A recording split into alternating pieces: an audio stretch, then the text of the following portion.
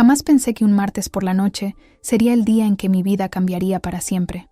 Los inviernos en Madrid siempre habían sido duros, pero nada comparado con la frialdad que se había instalado entre Javier y yo durante el último año.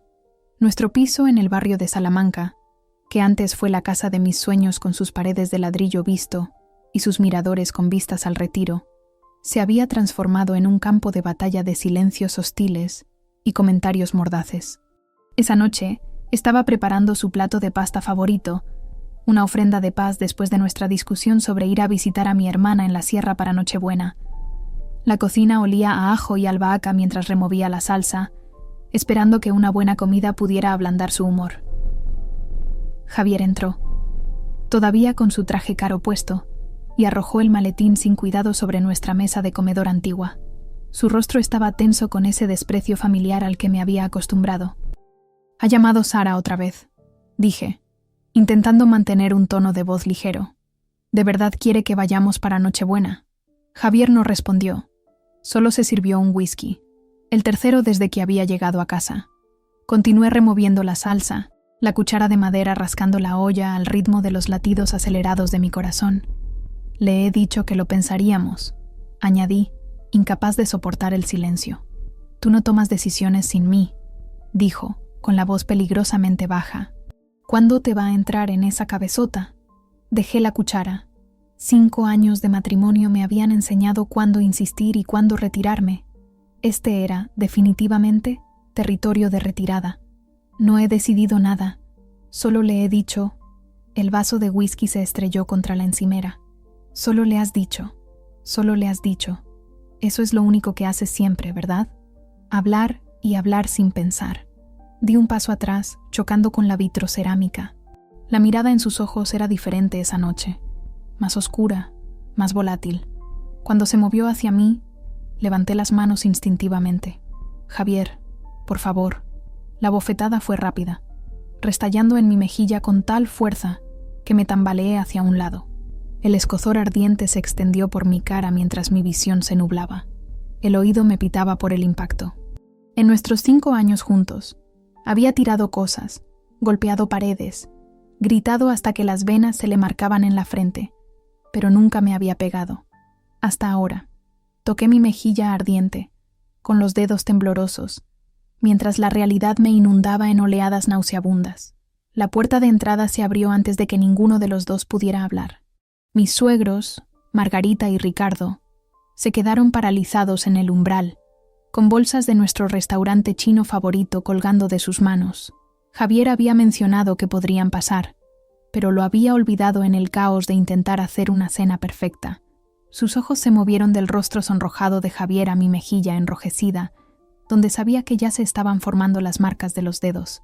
La expresión de Margarita pasó de la sorpresa a algo peor, la resignación. Ricardo se ajustó las gafas, carraspeó y miró al suelo. «Hemos traído la cena, pero...» La voz de Margarita se apagó. «Quizás sea mejor en otro momento».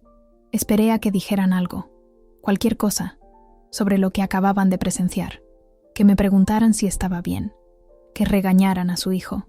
En cambio, Ricardo dejó las bolsas de comida en la mesita junto a la puerta.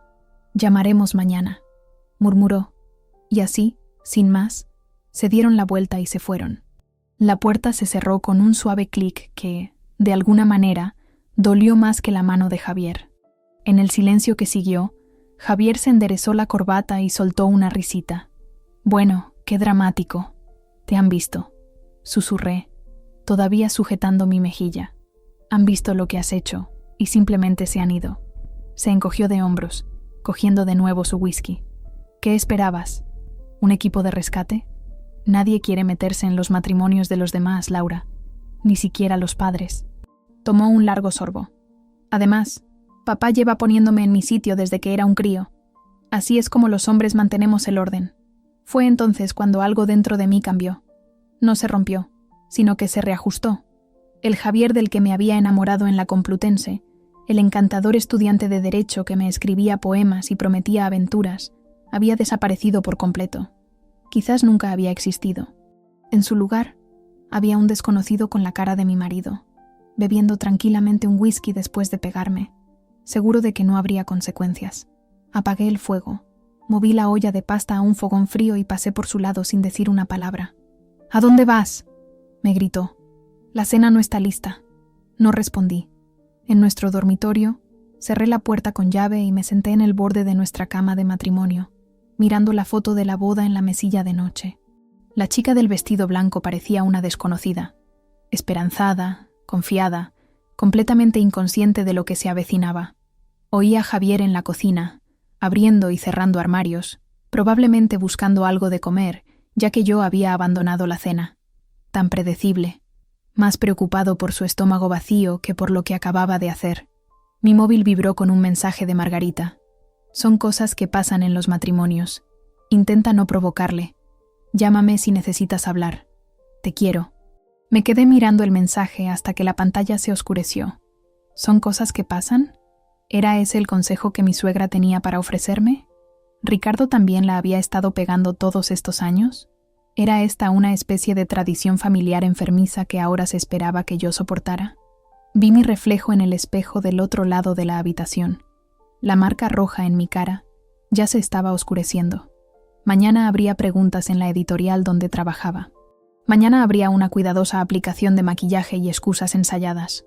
Mañana habría vergüenza, a menos que eligiera algo diferente para mañana. Me senté en nuestro dormitorio a oscuras durante lo que parecieron horas. Fuera, el tráfico de Madrid zumbaba por la calle Serrano, y de vez en cuando, las risas de los transeúntes subían hasta nuestra ventana del tercer piso. Gente normal viviendo vidas normales. ¿Cuándo se había torcido tanto la mía? Javier llamó a la puerta 2 veces antes de rendirse. Le oí revolver en la nevera, el clic de la televisión al encenderse, los comentaristas deportivos llenando nuestro piso con su charla intrascendente. Finalmente, los muelles del sofá crujieron mientras se acomodaba para pasar la noche. No se disculparía, nunca lo hacía. Por la mañana, actuaría como si no hubiera pasado nada, y se suponía que yo debía hacer lo mismo. La pantalla de mi móvil iluminó la oscuridad mientras repasaba mis contactos. ¿Mamá? No. Solo me diría que el matrimonio requiere esfuerzo, como hizo cuando mencioné el temperamento de Javier la última Nochebuena. ¿Mi hermana Sara? Llevaba años advirtiéndome sobre Javier. La presunción de tener razón nublaría cualquier ayuda real. ¿Amigos? La mayoría se habían distanciado a medida que Javier me fue aislando gradualmente a lo largo de los años. La conciencia de lo sola que estaba me golpeó como un golpe físico. Me acurruqué, abrazando mis rodillas contra el pecho, tratando de mantener a raya el pánico. Mi alianza de boda captó la tenue luz de las farolas de la calle, el diamante brillando burlonamente. Me la quité y la dejé en la mesilla de noche. La marca en mi dedo se sentía extraña, vulnerable. Una notificación de mensaje iluminó mi teléfono. Era Irene, del trabajo, preguntando si había terminado de editar el manuscrito de Pérez Reverte. La vida normal continuaba mientras la mía implosionaba. Empecé a escribir una respuesta sobre que necesitaba un día más cuando se me ocurrió una idea. Irene no era solo una colega. Antes de Javier, había sido una gran amiga. Nos habíamos distanciado cuando Javier dejó claro que no le gustaba su influencia sobre mí, but she'd never stopped reaching out. En lugar de responder sobre el manuscrito, escribí: ¿Puedo llamarte? Es importante. Aparecieron 3 puntos inmediatamente. Y luego, claro, ¿está todo bien? Me deslicé en nuestro baño.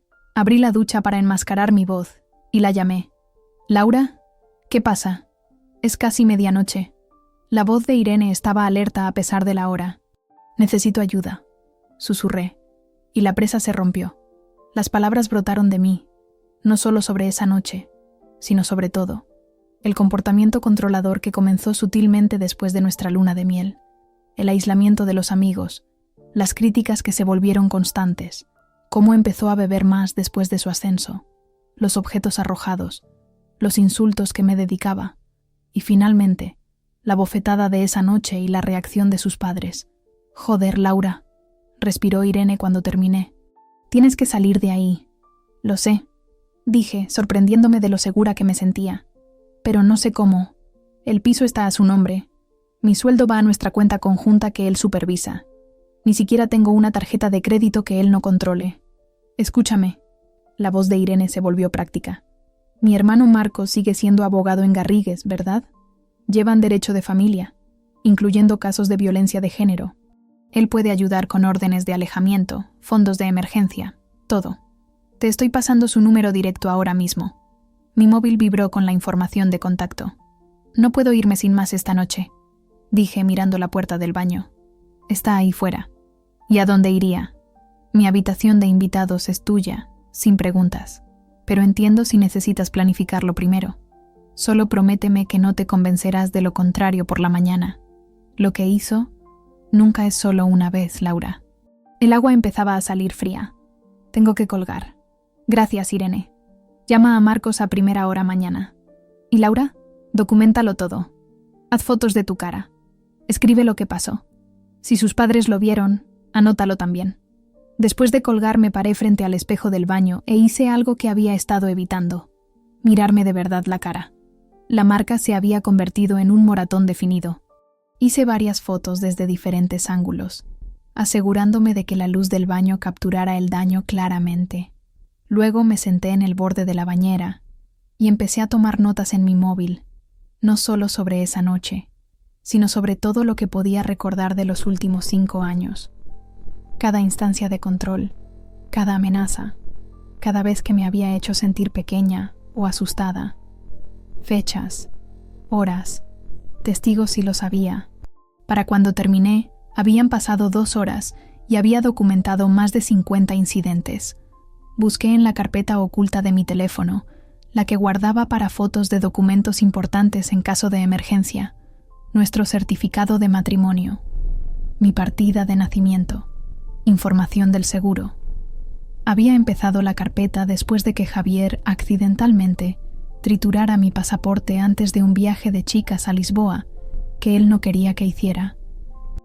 Lo que necesitaba ahora era información financiera.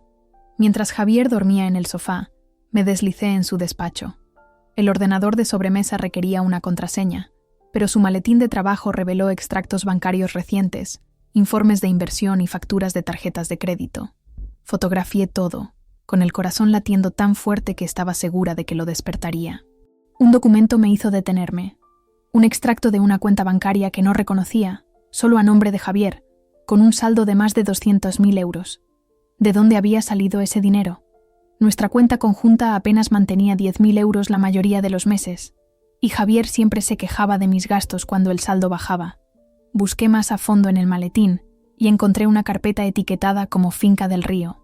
Dentro había planos arquitectónicos para una casa de lujo, correspondencia con contratistas y contratos de compra de terrenos, todo para una propiedad en el río Alberche que Javier aparentemente había comprado hacía 6 meses, sin mencionármelo nunca. La traición escocía, pero no tanto como lo habría hecho antes de esa noche. En cambio, sentí una extraña sensación de alivio. Este secreto, estos documentos financieros, eran una baza. La prueba de que mientras él controlaba nuestros bienes matrimoniales con puño de hierro, estaba construyendo en secreto una vida que no me incluía a mí. Fotografié todo, luego devolví cuidadosamente los documentos exactamente como los había encontrado. De vuelta en el baño, envié todas las imágenes tanto a mi correo personal como a Irene con el asunto, por si acaso. Cuando finalmente salí, el piso estaba en silencio, excepto por los ronquidos de Javier desde el salón. Me quedé de pie sobre él por un momento, observando al hombre al que una vez había amado lo suficiente como para prometerle un para siempre. Su rostro estaba relajado en el sueño, casi juvenil, sin rastro de la crueldad que había mostrado horas antes. Volví a nuestro dormitorio y preparé una pequeña bolsa con lo esencial: ropa suficiente para unos días, artículos de aseo, el guardapelo de mi abuela que Javier siempre había odiado, y el dinero de emergencia que había escondido dentro de una vieja caja de tampones, el único lugar donde sabía que él nunca miraría. No planeaba irme esa noche. Eso sería impulsivo, incluso peligroso. Pero tener la bolsa lista, escondida en el fondo de mi armario, se sentía como recuperar una pequeña parte del control, como admitir ante mí misma que no me iba a quedar, que esta vida con Javier había terminado, aunque él aún no lo supiera. Por primera vez en años, me dormí haciendo planes que eran enteramente míos. La mañana llegó con la tímida luz del sol de febrero filtrándose a través de las persianas de nuestro dormitorio. Por un momento, medio despierta, casi olvidé lo que había sucedido. Luego me toqué la mejilla, sentí la hinchazón sensible, y la realidad volvió a estrellarse contra mí. Miré la hora. 7:15 a.m. Javier estaría en la ducha pronto, preparándose para su reunión de las 9 a.m. Su rutina era predecible. Ducha a las 7:30, café y tostadas a las 7:50, fuera de casa a las 8:15. 12 años en el mismo bufete de abogados habían cimentado sus hábitos en algo por lo que podía guiarme como un reloj. Fiel a su costumbre, oí empezar la ducha exactamente a la hora prevista. Me vestí rápidamente con mi atuendo más profesional, un traje de pantalón azul marino que Javier siempre decía que me hacía parecer casi competente. Me apliqué maquillaje extra para cubrir el moratón, aunque nada podía ocultarlo por completo. Llamé al trabajo para decir que estaba enferma, hablando en voz baja para que Javier no me oyera desde el baño. Cintia, mi ayudante, no cuestionó mi voz ronca ni mi vaga explicación sobre una migraña. Luego, le envié un mensaje a Marcos, el hermano de Irene. Necesito asesoramiento legal sobre una situación doméstica. ¿Podemos vernos hoy? Urgente. Su respuesta llegó de inmediato. Despacho 9:30 o cafetería 10:15 si prefieres un lugar neutral. Cafetería, respondí. Toma café en Malasaña. Cuando Javier salió de la ducha, yo estaba sentada en la isla de la cocina, bebiendo café tranquilamente y mirando el móvil como si fuera una mañana normal. «Te has levantado pronto», comentó, con tono cauteloso. Sus ojos se desviaron hacia mi mejilla y luego se apartaron. «Día intenso en el trabajo», mentí con fluidez. «Fecha de entrega de un manuscrito». Él asintió, aparentemente aliviado de que no estuviera montando una escena por lo de anoche. «Sobre ayer, no hace falta que hablemos de ello», interrumpí, sorprendida de lo firme que sonaba mi voz. «Lo entiendo perfectamente». La confusión cruzó su rostro, rápidamente reemplazada por la satisfacción. Pensó que me estaba sometiendo, aceptando su comportamiento. El Javier del año pasado habría presionado para obtener un perdón entre lágrimas. Quizás incluso habría traído flores a casa más tarde. Este Javier solo asintió, complacido con su aparente victoria. «Llegaré tarde esta noche», dijo ajustándose la corbata en el espejo del pasillo. «Cena con los clientes de Bennett». «Claro. Buena suerte con la reunión». Dudó en la puerta, quizás desconcertado por mi actitud tranquila. Luego se fue, y el piso de repente pareció más grande sin su presencia. Esperé 5 minutos para asegurarme de que no volvería por unas llaves o documentos olvidados, y luego llamé a Irene. «He quedado con Marcos a las 10:15», le dije, «y necesito otro favor. ¿Puedes venir a mi piso sobre las 12? Hay cosas que necesito sacar mientras Javier está en el trabajo». «Ya me he programado una pausa larga para comer», respondió Irene. «Laura, ¿estás segura de que estás a salvo ahora mismo?» «Se ha ido por el día, pero necesito moverme rápido». En Toma Café, Marcos esperaba en un reservado de la esquina, pareciendo exactamente una versión más seria de Irene. Se levantó cuando me acerqué. Sus ojos se abrieron ligeramente al ver mi cara a pesar del maquillaje. «La base de maquillaje no lo cubre del todo», dije a modo de saludo. «Vamos a documentar eso correctamente», respondió haciéndome un gesto para que me sentara. «¿Te importa?». Levantó su móvil. Giré la cara, permitiéndole hacer fotos desde múltiples ángulos. La cafetería estaba lo suficientemente concurrida como para que nadie prestara atención a esta extraña interacción. «Irene me ha hecho un resumen», dijo guardando su móvil. «Necesito que me lo cuentes todo con tus propias palabras». Durante la siguiente hora, le expliqué mi situación, empezando por la noche anterior y retrocediendo a través del patrón de control y abuso emocional. Marcos tomó notas, ocasionalmente haciendo preguntas para aclarar. Su expresión se volvía más sombría con cada revelación. «Los documentos financieros que encontraste son significativos», dijo después de que describiera la cuenta oculta y la propiedad. «Madrid se rige por el régimen de gananciales. No puede ocultar bienes matrimoniales. No voy detrás de su dinero», aclaré. «Solo quiero salir de esto a salvo. Lo entiendo, pero debes conocer tus derechos. Ahora, esto es lo que vamos a hacer hoy». Esbozó un plan que hizo que mi corazón se acelerara de miedo y determinación a la vez. Voy a solicitar una orden de protección de emergencia basándome en la violencia física. Con las fotos y la documentación, deberíamos conseguir que la aprueben hoy. Eso le prohibirá legalmente acercarse al piso y contactarte. No le va a gustar eso, susurré. Por eso también vamos a hacer que la policía te escolte para recoger tus pertenencias esenciales. ¿Irene mencionó que se reuniría contigo allí? Asentí. Bien, este es mi plan. Presentaré la documentación inmediatamente. La policía debería poder reunirse contigo en tu piso sobre la 1 p.m. Tendrás aproximadamente 1 hora para recoger documentos importantes, ropa, objetos de valor, cualquier cosa que no puedas reemplazar. Luego tendrás que ir a algún sitio que Javier no conozca. Me quedaré con Irene. Marcos negó con la cabeza. Demasiado obvio. Él sabe que sois amigas. ¿Tienes a alguien más? ¿Alguien en quien él no pensaría? Pensé por un momento. Mi compañera de piso de la universidad, Elena, vive en Chamberí. Seguimos en contacto, pero Javier nunca le prestó atención. Perfecto. Llámala ahora si puedes. Elena respondió al tercer tono, y para mi inmenso alivio, no dudó cuando le expliqué la situación en términos vagos. Mi habitación de invitados es tuya todo el tiempo que la necesites, dijo con firmeza. Te enviaré la dirección y el código de la puerta por mensaje. Después de terminar la llamada, Marcos me entregó su tarjeta de visita.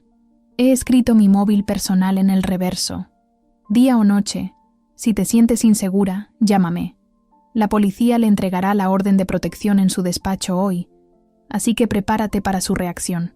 Legalmente no puede contactarte, pero eso no significa que no lo intentará. Terminé. Exacto. Una cosa más. Deslizó una tarjeta de crédito prepago sobre la mesa. Del fondo de emergencia para clientes del bufete. Son solo 500 euros, pero debería ayudar con los gastos inmediatos hasta que podamos solucionar tu situación financiera. Las lágrimas asomaron a mis ojos ante esta inesperada amabilidad. Gracias.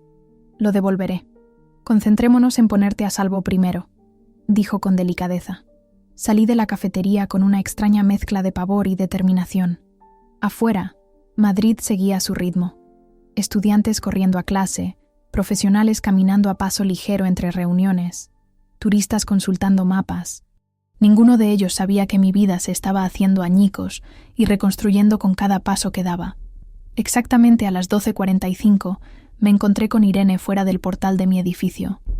Me abrazó con fuerza, luego me sostuvo a distancia para examinarme la cara. «Ese cabrón», murmuró. «La policía debería llegar pronto», dije, mirando nerviosamente a mi alrededor en la calle.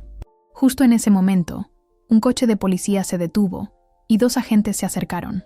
Una mujer de mediana edad con el pelo gris y corto y un hombre más joven que apenas parecía haber salido de la academia. «¿Señora Herrero?», preguntó la agente.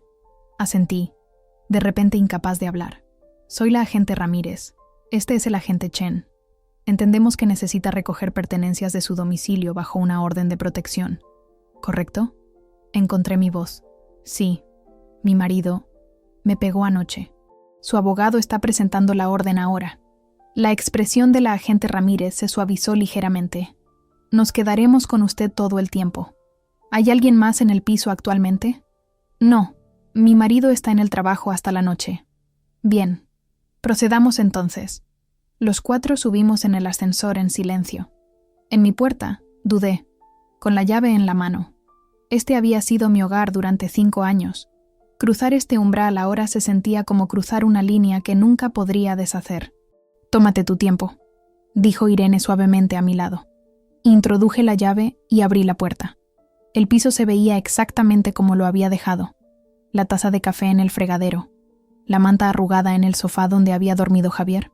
Nada en el espacio sugería la violencia que había ocurrido allí o las decisiones que cambiaban la vida que se estaban tomando dentro de sus paredes.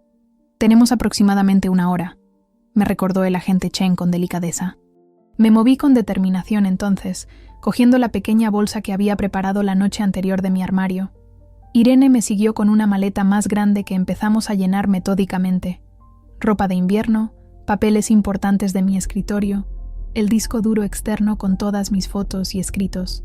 La agente Ramírez montaba guardia en el salón mientras el agente Chen nos acompañaba por el piso, manteniendo una distancia respetuosa pero permaneciendo vigilante. En el baño, metí mis medicamentos y artículos de aseo en una bolsa. Mi mano dudó sobre la maquinilla de afeitar de Javier antes de seguir adelante. Que se quede con sus cosas. No quería recuerdos. No te olvides de las joyas, me recordó Irene. Especialmente cualquier cosa valiosa o sentimental. Abrí mi joyero, sacando los pendientes de perlas de mi abuela, el collar de zafiros de mis padres y algunas otras piezas que me importaban. Dejé mi anillo de casada y el de compromiso en la cómoda, colocándolos deliberadamente junto a la foto enmarcada de nuestra luna de miel. 45 minutos después, habíamos llenado 2 maletas, una bolsa de viaje y varias bolsas de tela con los restos físicos de mi vida que no podía soportar dejar atrás. ¿Estás lista?, preguntó la agente Ramírez. Miré a mi alrededor por última vez. Mis ojos se posaron en las estanterías empotradas que Javier y yo habíamos instalado juntos durante nuestro primer año de matrimonio. Me acerqué a ellas, seleccionando solo 3 libros: mi copia desgastada de Fortunata y Jacinta, una primera edición de Lorca que mi abuela me había regalado, y el diario de viaje de mi Erasmus en Italia. No los libros de derecho de Javier, no nuestro álbum de bodas. Solo estas pequeñas piezas de quién era yo antes de él. Estoy lista, dije, sorprendida al descubrir que lo decía en serio.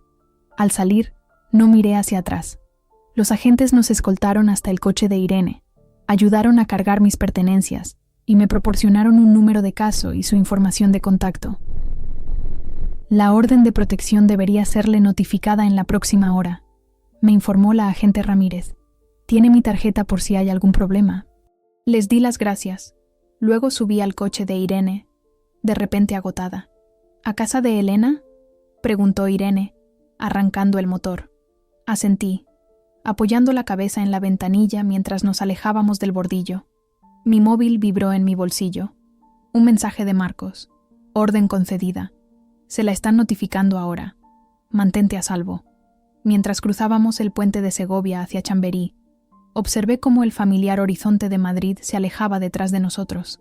Por primera vez desde que la mano de Javier había golpeado mi cara, respiré hondo y profundamente. El aire sabía diferente de alguna manera, teñido de miedo. Sí, pero también con algo que no había sentido en años. Posibilidad. El piso de Elena en Chamberí era todo lo que el mío no era. Cálido, desordenado y claramente personal. Muebles desparejados abarrotaban el salón. Las estanterías rebosaban de libros y baratijas de sus viajes, y un enorme tablero de corcho cubría una pared, lleno de postales, entradas de conciertos y fotografías, sin cojines de diseño, sin obras de arte a juego cuidadosamente seleccionadas para impresionar a las visitas. Solo la evidencia acumulada de una vida vivida con autenticidad. No es gran cosa, dijo Elena, dejando mi bolsa más pesada en la habitación de invitados. Pero es tuyo todo el tiempo que lo necesites. Me quedé de pie torpemente en el umbral, de repente abrumada por la realidad de lo que había hecho. Estaba sin hogar. Técnicamente, tenía derecho legal al piso, pero volver no era una opción. Estaba empezando de nuevo a los 33 con 2 maletas y una bolsa de viaje. Oye, la voz de Elena me trajo de vuelta. Vas a estar bien. Habíamos sido compañeras de piso durante 3 años en la universidad, antes de derivar en nuestras vidas adultas separadas.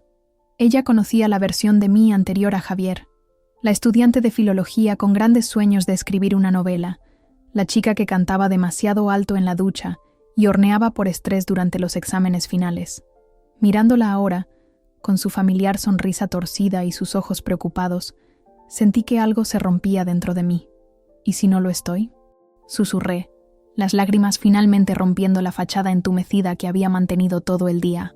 ¿Y si esto es un error garrafal? Elena no ofreció consuelos vacíos. En cambio, me guió hasta la cama y se sentó a mi lado. ¿Quedarte habría sido mejor?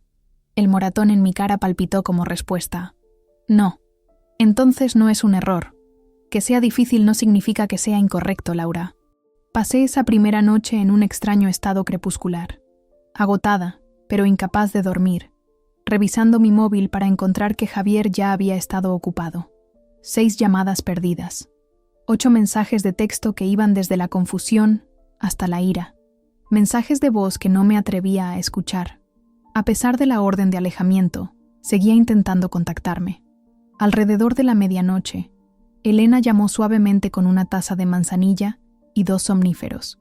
«Órdenes del médico», dijo. «Necesitas descansar». Las pastillas funcionaron, arrastrándome a un sueño sin sueños que duró hasta casi el mediodía del día siguiente. Me desperté desorientada, olvidando momentáneamente dónde estaba, hasta que el techo desconocido se enfocó. Los eventos de los últimos 2 días volvieron como una ola. Elena se había ido a su trabajo en el Centro Nacional de Biotecnología, pero una nota en la encimera de la cocina me informaba que había café hecho y que Marcos había llamado para ver cómo estaba. Había garabateado su mensaje. Reunión programada para mañana a las 2 p.m. Despacho, no cafetería. Llama para confirmar. Me serví café en una taza desconchada con una hebra de ADN de dibujos animados y las palabras «genéticamente predispuesta a ser genial», impresas. Tan diferente del juego de porcelana blanca a juego en el que Javier había insistido. Me senté en la pequeña mesa de la cocina de Elena. Abrí mi portátil y comencé el proceso de reconstruir mi vida. Primero, correos electrónicos a mi jefe explicando una emergencia familiar que requería una semana de permiso. Luego, una llamada a mi banco para marcar la cuenta conjunta por actividad sospechosa. No exactamente un bloqueo, pero suficiente para alertarme si Javier intentaba vaciarla. A continuación, una nueva dirección de correo electrónico que Javier no conocería. Finalmente, un mensaje cuidadoso a mis padres, que habían estado intentando localizarme desde que Javier aparentemente los llamó en pánico. Estoy a salvo. Me quedo con una amiga. Os lo explicaré todo pronto, pero por favor no le digáis a Javier dónde estoy, ni intentéis convencerme de que vuelva. Necesito espacio ahora mismo. Os quiero. Mi dedo se cernió sobre el botón de enviar durante 1 minuto entero antes de que finalmente lo presionara. Habría preguntas, presión para reconciliarme, recordatorios sobre los votos matrimoniales y el compromiso. La generación de mis padres veía el divorcio como un fracaso. No entenderían lo necesario que era esto, al menos no de inmediato. El sonido de una llave en la cerradura me sobresaltó. Apareció Elena, llevando bolsas de comida para llevar que olían a curry. «Pausa para comer», explicó. «Pensé que necesitarías comida y compañía». Comimos pollo tikka masala directamente de los envases, y por primera vez en días sentí algo cercano a la normalidad. Elena no presionó para obtener detalles, solo compartió historias divertidas sobre sus estudiantes y colegas, creando una burbuja de vida ordinaria a nuestro alrededor. «Tu móvil ha estado iluminándose», observó casualmente cuando terminamos de comer. Lo miré. 3 nuevos mensajes de Javier, uno de mi madre y un correo electrónico de Marcos con los detalles de la reunión de mañana. «No dejará de intentar contactarme», dije, «incluso con la orden de alejamiento. Documentalo todo», aconsejó Elena. «No respondas, pero guárdalo todo. Los mensajes, las llamadas, los mensajes de voz, son todas violaciones». Después de que ella volviera al trabajo, me obligué a escuchar los mensajes de voz de Javier. Mi estómago se contraía con cada uno. El primero era conciliador. «Laura, por favor llámame. No entiendo qué está pasando. Podemos arreglar esto». El segundo, furioso. «¿Una orden de alejamiento? ¿Hablas en serio? ¿Después de todo lo que he hecho por ti?» El tercero me heló la sangre. «Sé que estás con Irene. ¿Crees que soy estúpido? Este jueguecito se acaba ahora». Llamé a Marcos de inmediato. «¿Cree que estoy con Irene?» «Bien», respondió Marcos. «Que piense eso. Irene está preparada, y hemos notificado a la policía que vigile su casa. ¿Cómo lo llevas? Sinceramente no lo sé. Una parte de mí está aterrorizada, pero otra se siente aliviada. ¿Está mal eso? Es completamente normal», me aseguró. «Escucha, he hablado con una contable forense que se especializa en activos ocultos. Se unirá a nosotros mañana. Mientras tanto, quédate donde estás y sigue documentándolo todo». Esa noche, Elena insistió en que viéramos realities pésimos y bebiéramos vino en tazas de café. La distracción sin sentido era exactamente lo que necesitaba. A mitad de nuestro segundo episodio de MasterChef Celebrity, mi teléfono sonó con el número de mi hermana. «Sara», respondí con cautela. «¿Qué coño, Laura?» Su voz estaba tensa por la preocupación. «Mamá y papá están atacados. Javier está llamando a todo el mundo preguntando si te han visto, Y me entero por Facebook que la policía estuvo en tu piso ayer. ¿Qué está pasando? Respiré hondo y se lo conté todo. El comportamiento controlador, el aislamiento, el engaño financiero y finalmente la bofetada y la reacción de sus padres. Cuando terminé, la línea estaba tan silenciosa que pensé que nos habían cortado.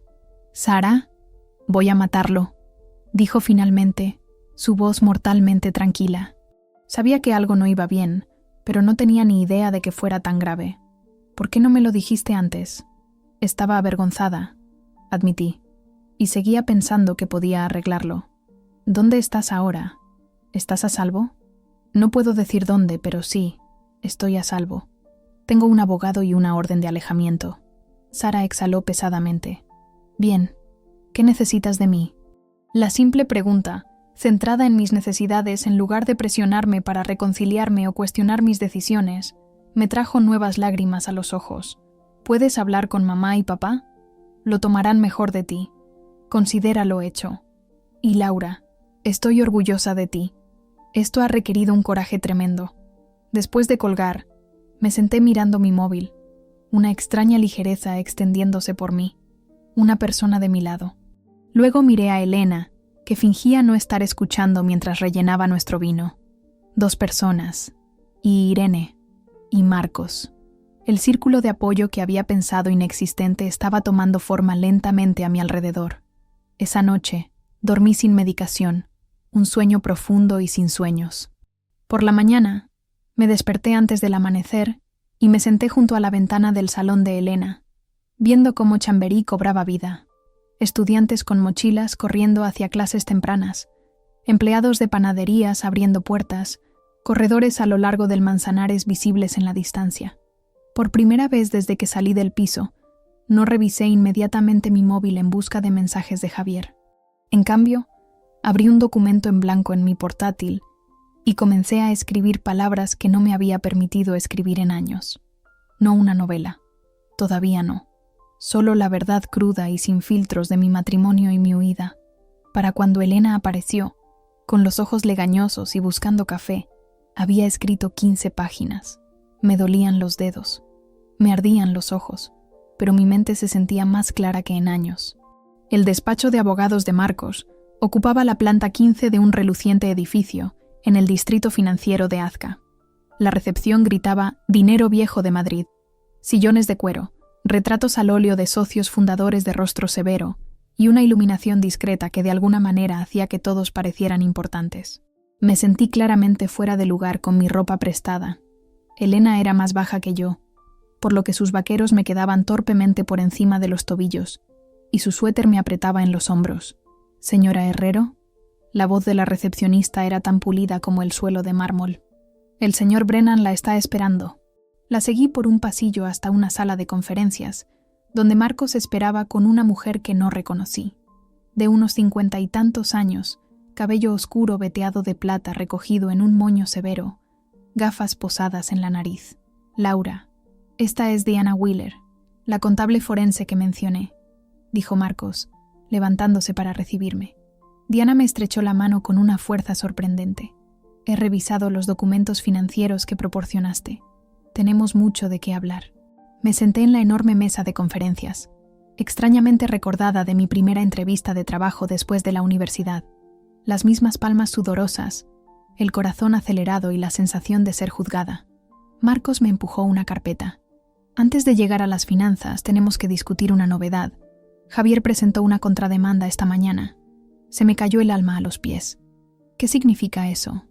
Está impugnando la orden de protección, alegando que has hecho acusaciones falsas para obtener beneficios económicos. También solicita el divorcio por abandono de hogar». Me reí. Un sonido agudo y amargo que me sorprendió incluso a mí. «¿Abandono? Han pasado 3 días. Es una táctica», intervino Diana, su tono práctico. «Está tratando de controlar la narrativa, común en casos como el tuyo». Marcos asintió. Su solicitud incluye declaraciones juradas de sus padres, que afirman que nunca presenciaron ningún abuso. Por supuesto que mentirían por él. Los Herrero protegían a los suyos, especialmente a su hijo predilecto. Pensé en el mensaje de Margarita. Son cosas que pasan en los matrimonios. «¿Qué pasa ahora?», pregunté. mi voz más débil de lo que quería. Luchamos, dijo Marcos simplemente. Tenemos tus fotos, la documentación y el informe policial. Pero su contrademanda crea una complicación. Hay una vista programada para la próxima semana donde ambos tendréis que comparecer. La idea de enfrentarme a Javier en un juzgado me oprimió el pecho. ¿Tengo que hacerlo? Si quieres que la orden de protección se mantenga, sí, pero estaré contigo todo el tiempo. Diana carraspeó. Mientras tanto, tenemos asuntos financieros que abordar. Basado en lo que he encontrado, tu marido ha estado desviando sistemáticamente bienes gananciales durante al menos 3 años. Extendió varios documentos sobre la mesa: extractos bancarios, registros de propiedad, cuentas de inversión, todo anotado con su pulcra letra. La finca del río es solo la punta del iceberg, continuó. Hay una SL registrada en Andorra, a nombre de soltera de su madre, que ha recibido transferencias regulares de vuestras cuentas conjuntas, disfrazadas de honorarios de consultoría legal. Esa SL posee no solo la propiedad del río, sino 2 propiedades de alquiler en la costa de Cádiz y una importante cartera de acciones. Mi cabeza daba vueltas tratando de asimilar la información. ¿Cuánto? Siendo conservadores, unos 850.000 euros en activos ocultos. El número quedó suspendido en el aire entre nosotros. Casi 1 millón de euros que Javier había ocultado mientras escudriñaba cada una de mis compras, cuestionando una cena de 40 euros con colegas, haciéndome justificar la ropa nueva para el trabajo. Siempre decía que necesitábamos presupuestar con cuidado. Dije, la realidad de su engaño aún sin asimilar, que su sueldo en el bufete no era tanto como la gente suponía. La expresión de Diana se suavizó ligeramente. Luz de gas de manual. Su ingreso real el año pasado fue de 375.000 euros, más bonificaciones. Pensé en nuestro modesto piso, el coche práctico que insistía en que compartiéramos, las vacaciones que nunca tomamos porque eran fiscalmente irresponsables. Todo mientras él construía una vida secreta financiada con nuestros recursos supuestamente limitados. ¿Podemos probar que esto es propiedad ganancial?, preguntó Marcos a Diana. La mayor parte sí. El rastro documental es complicado, pero claro, una vez que sabes qué buscar. El momento de las transferencias corresponde con sus declaraciones de la renta conjuntas y extractos bancarios. Continuaron discutiendo estrategias legales y análisis forense financiero mientras yo estaba sentada, aturdida, tratando de reconciliar esta nueva información con el hombre con el que pensé que me había casado. ¿Había sido real algo en nuestra relación? ¿Laura? La voz de Marcos interrumpió mis pensamientos. ¿Estás siguiendo esto? Perdona, es solo que... es mucho. Lo sé, pero esta es la conclusión. Tenemos pruebas suficientes para solicitar una orden financiera de emergencia que le impida transferir u ocultar activos adicionales. La presentaremos hoy.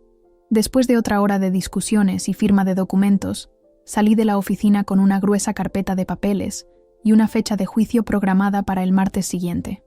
El frío de finales de febrero de Madrid atravesaba mi abrigo prestado mientras caminaba hacia la estación de metro, mirando por encima del hombro, a pesar de saber que Javier estaría en el trabajo. Mi teléfono vibró con un mensaje de Elena. ¿Cómo ha ido? Estaba a punto de responder cuando apareció otro mensaje, de Javier. Mi dedo se cernió sobre la notificación, el sentido común luchando con la curiosidad mórbida. En contra de mi buen juicio, lo abrí. He recibido la solicitud financiera de tu abogado. Lista. Hablemos esto como adultos. Nos vemos en el Federal Café a las 5. Solo hablar, sin escenas. Me quedé mirando el mensaje, con el corazón palpitando. El Federal Café era una cafetería concurrida en la Plaza de las Comendadoras. Pública, segura en teoría. Una parte de mí quería enfrentarlo, ver su cara cuando se diera cuenta de que ya no podía manipularme. En cambio, hice una captura de pantalla del mensaje y se la reenvié a Marcos con: «Sigue contactándome». La respuesta de Marcos fue inmediata: «No te reúnas con él. Es una clara violación de la orden. Estoy llamando a la policía ahora». En la línea 1 de vuelta a Chamberí, me senté con las manos temblando ligeramente, medio esperando ver a Javier en cada parada. Para cuando llegué a la plaza de Chamberí, habían llegado 2 mensajes más. Al menos ten la cortesía de responder. Estoy tratando de ser razonable. Seguido por: tu abogado acaba de notificarme otra vez. ¿De verdad es así como quieres hacer esto? Apagué el teléfono por completo, hundiéndolo en lo más profundo de mi bolso. Elena esperaba en su piso con pizza y una expresión preocupada. «Tienes una pinta terrible. ¿Qué ha pasado?» Me derrumbé en su sofá y se lo conté todo. El dinero oculto, la contrademanda de Javier, sus mensajes. Escuchó sin interrumpir, su expresión oscureciéndose con cada detalle. «Ese cabrón manipulador», dijo cuando terminé. «Está entrando en pánico porque no estás siguiendo su guión. Siento que me estoy volviendo loca», admití. Durante años pensé que yo era el problema.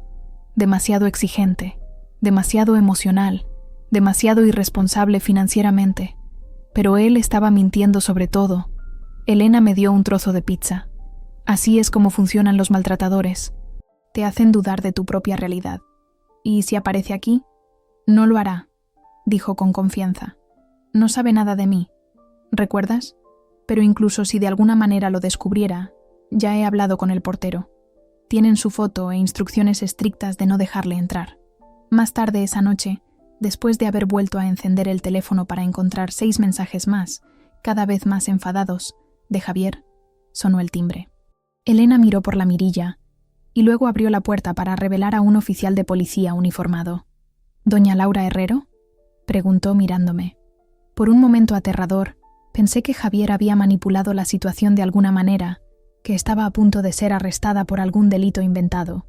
En cambio, el oficial me entregó un documento. «Esta es la confirmación de que hemos emitido una citación a Javier Alonso por violar los términos de la orden de protección. Se enfrentará a una vista por esa violación, aparte de su próxima cita en el juzgado». Después de que el oficial se fuera, me senté sosteniendo el papel, una extraña sensación invadiéndome. Por primera vez desde esa noche en nuestra cocina, el sistema estaba funcionando para mí, no en mi contra. Las acciones de Javier tenían consecuencias de las que no podía salir con encanto o intimidación. Esa noche, soñé que estaba en una sala de tribunal vacía, tratando de hablar mientras Javier y sus padres se reían desde la galería. Me desperté a las 3 de la mañana, empapada en sudor. El gato de Elena, Galileo, mirándome con curiosidad desde los pies de la cama. Incapaz de dormir, fui a la cocina a por agua y encontré el portátil de Elena abierto en la encimera. Por impulso, me senté y comencé a buscar pisos en Argüelles, no demasiado lejos de mi trabajo en la editorial, pero lo suficientemente lejos de Salamanca, como para sentir que era un mundo diferente. Algo pequeño pero mío, algo que Javier nunca había visto y nunca controlaría. Todavía estaba mirando anuncios cuando Elena apareció sobre las 7, sin parecer sorprendida de encontrarme allí. «¿Ya buscando piso?», preguntó poniendo en marcha la cafetera. «Solo mirando», dije. «¿Es una locura? Ni siquiera sé si puedo permitirme algo todavía». Me apretó el hombro. «No es una locura, es pensar en el futuro. ¿Y si no puedo hacer esto por mi cuenta?». La pregunta que había estado acechando debajo de todas mis decisiones finalmente afloró. «Ya lo estás haciendo», señaló Elena. «Mira todo lo que has hecho en la última semana. Además, por tu cuenta no significa sola. Hay una diferencia». Pensé en esa distinción mientras observaba cómo Chamberí cobraba vida fuera de la ventana, estudiantes corriendo a clases matutinas y trabajadores apresurándose hacia el metro. Todas estas personas moviéndose independientemente a través de sus vidas, pero conectadas de innumerables formas visibles e invisibles. Hace 4 días, estaba aislada en un hermoso piso con un hombre que controlaba cada aspecto de mi existencia. Ahora dormía en el sofá-cama de una amiga, vistiendo ropa prestada, enfrentando batallas legales e incertidumbre financiera, y de alguna manera sintiéndome más yo misma que en años. La sala del juzgado era más pequeña de lo que había imaginado, sin techos altos ni dramáticos bancos de madera como en las series de televisión, solo un espacio práctico, de carácter oficial, con iluminación fluorescente y sillas incómodas. Me senté junto a Marcos en una mesa sencilla, tratando de no juguetear con la manga de mi chaqueta, un préstamo de Irene que me había dejado ayer con un abrazo y palabras de aliento susurradas. «Recuerda», murmuró Marcos mientras esperábamos, «no reacciones ante él. No lo mires a menos que te lo indique el juez. Deja que yo hable». Asentí, con los ojos fijos en el estrado vacío del juez. Javier y su abogado aún no habían llegado, y cada minuto que pasaba apretaba el nudo en mi estómago. El moratón en mi cara se había desvanecido a una sombra amarillenta, todavía visible, pero menos dramático que la marca morada que había sido fotografiada como prueba. Una parte de mí se preocupaba irracionalmente de que el juez no me creyera ahora que la prueba física estaba desapareciendo. Se abrió la puerta y me puse rígida cuando Javier entró con su abogado, un hombre mayor con el pelo plateado y un traje a medida que probablemente costaba más que mi sueldo mensual. Javier llevaba su traje azul marino de tribunales, el que decía que hacía que los jurados confiaran en él. Nuestras miradas se encontraron brevemente antes de que recordara el consejo de Marcos y apartara la vista. Por primera vez en una semana, estaba en la misma habitación que mi marido, el hombre que había compartido mi cama durante 5 años, el hombre que me había pegado y se había reído de ello, el hombre que había estado ocultando casi 1 millón de euros mientras controlaba mis compras en el Mercadona. Se veía exactamente igual, guapo, seguro de sí mismo, ligeramente irritado por la inconveniencia de estar aquí. Nada en él revelaba la verdad que yo ahora conocía. El funcionario llamó al orden mientras entraba la jueza Martínez, una mujer de unos 60 años con ojos agudos y una expresión seria. Revisó los documentos ante ella en silencio mientras todos esperábamos. Esta es una vista sobre el expediente número 2025 CV 493. Orden de protección de emergencia y revelación de bienes, dijo finalmente, mirando por encima de sus gafas de leer. He revisado las presentaciones de ambas partes. Señor Brennan, ¿desea su cliente mantener la orden de protección? Marcos se puso de pie. Sí, señoría. Mi cliente ha proporcionado pruebas sustanciales de abuso físico, incluyendo fotografías, informes policiales y documentación de las violaciones del demandado de la orden temporal. El abogado de Javier se levantó a continuación. Señoría, mi cliente niega categóricamente estas acusaciones. La señora Herrero abandonó el domicilio conyugal sin previo aviso y ha hecho estas afirmaciones puramente para obtener una ventaja financiera en previsión de un proceso de divorcio. La expresión de la jueza no cambió. Tengo las fotografías, letrado. A menos que su cliente esté sugiriendo que la señora Herrero se lesionó a sí misma, la evidencia de daño físico es clara. Durante la siguiente hora, ambos abogados presentaron argumentos mientras yo estaba sentada con las manos tan apretadas que mis nudillos se pusieron blancos. El abogado de Javier enfatizó su reputación intachable y sus años de servicio a la comunidad, pintándome como una mujer inestable y con motivaciones económicas que fabricaba denuncias de abuso. Marcos desmanteló metódicamente estos argumentos con pruebas, las fotografías, la documentación con fecha y hora, los mensajes de texto que violaban la orden temporal.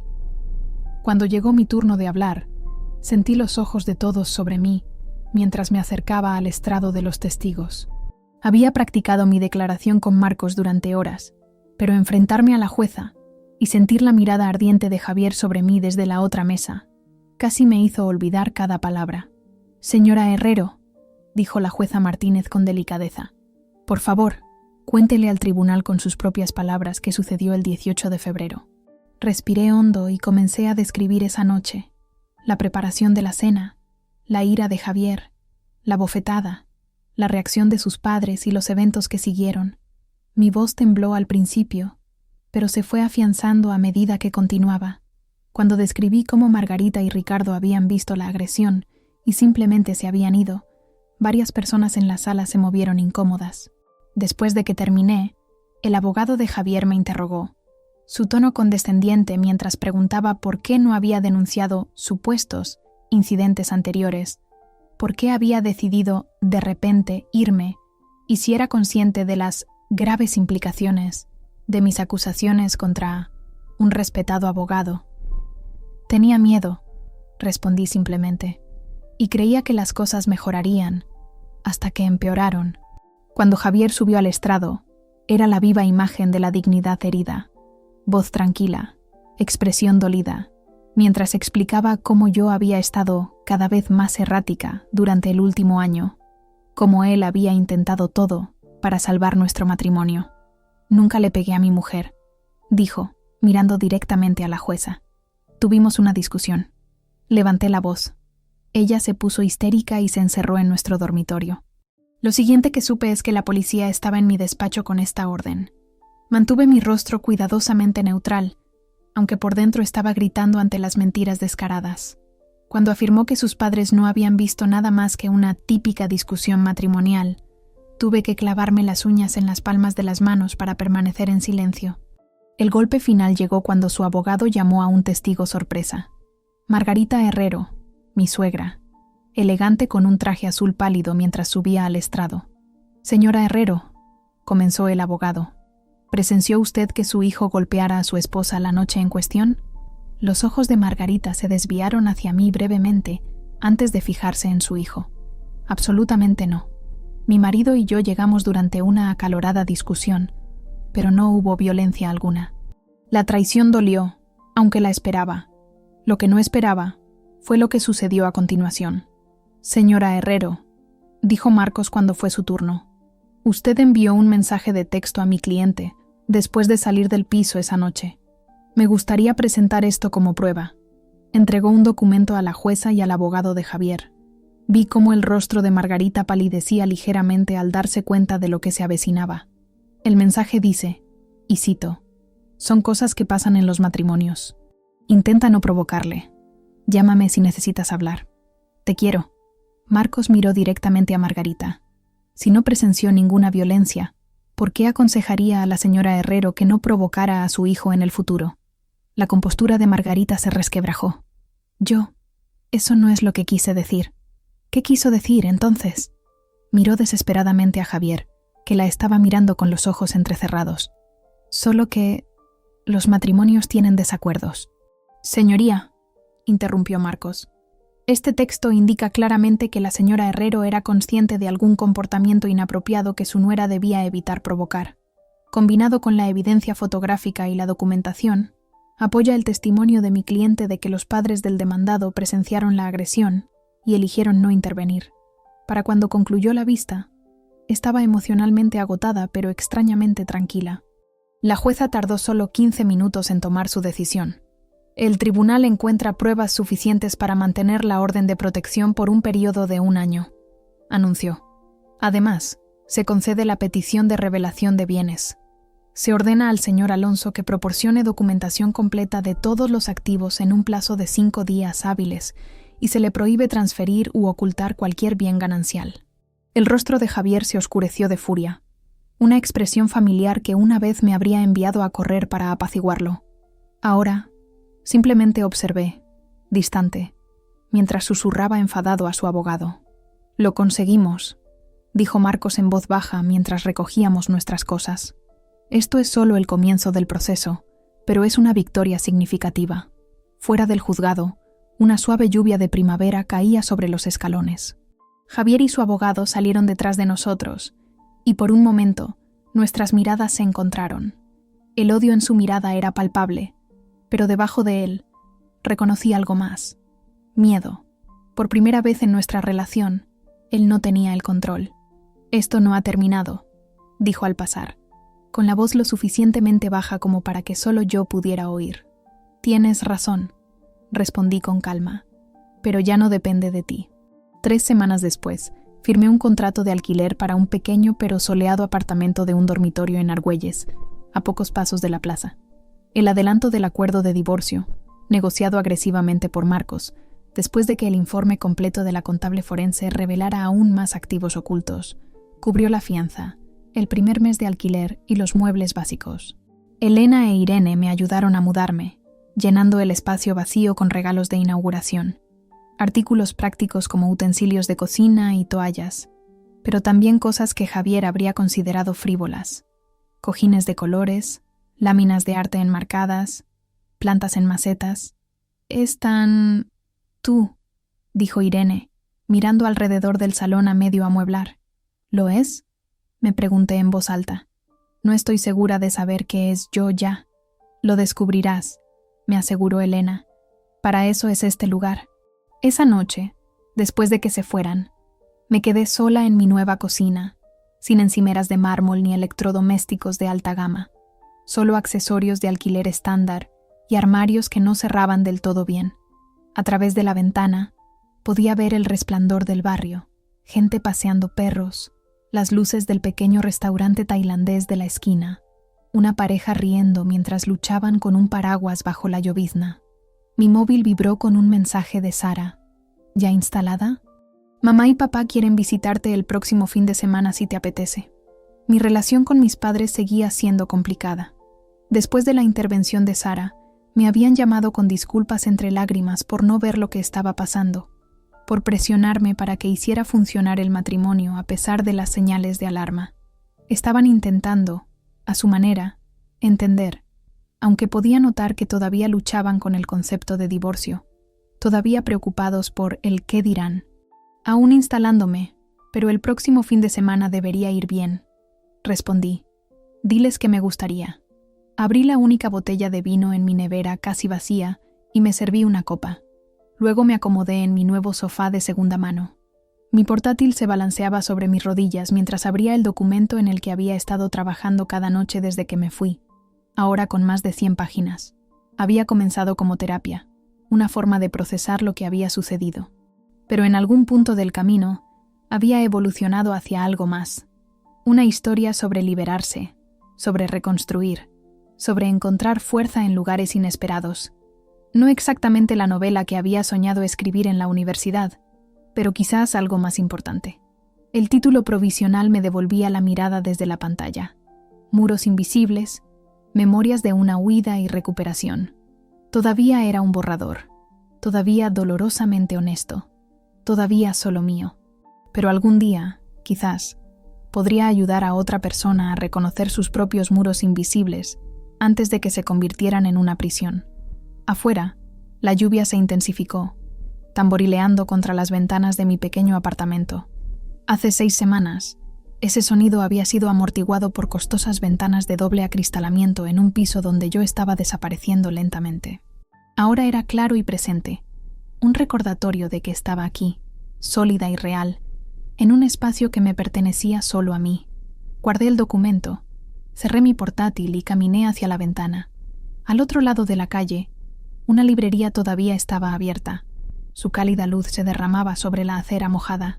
Sin pensarlo demasiado, cogí mis llaves y una chaqueta. La lluvia estaba fría en mi cara cuando salí, pero no me importó. Después de años de movimientos cuidadosamente controlados, incluso empaparse se sentía como libertad. Mañana traería más reuniones con abogados, más desenredos de la red financiera que Javier había tejido, más conversaciones difíciles con una familia que todavía no entendía del todo. El camino por delante no era fácil, pero esta noche estaba caminando bajo la lluvia para comprar un libro simplemente porque quería, y por ahora, eso era suficiente.